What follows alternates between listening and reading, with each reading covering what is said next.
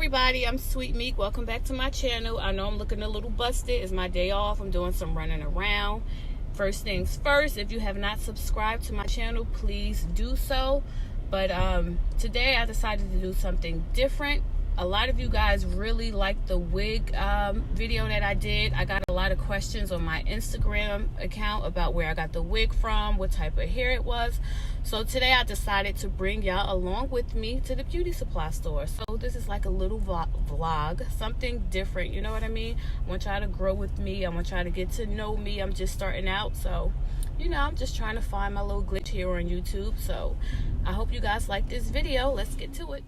The first thing I did was check out the accessories in the beauty supply store. Everything is $1. You can't go wrong, and they always have gorgeous accessories for a low price. And a lot of this video in the beauty supply store is going to be a voiceover because they were playing music, so I don't want to have any copyright issues.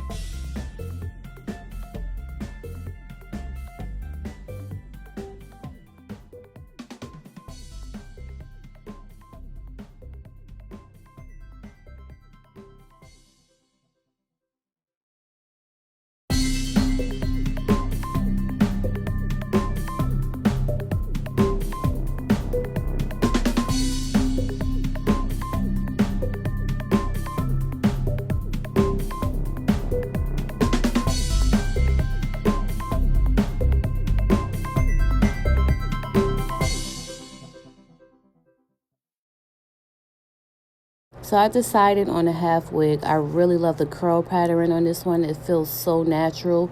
And this is the Janet collection. I got it in a 1B. She is called Agatha. So yeah, I'm about to show you guys how I customized this wig to my liking. I forgot to mention this is a heat resistant wig. So if you wanted to add some heat to it, add some more curls to it, that's okay. But the curls are so beautiful. I'm telling you, you won't want to.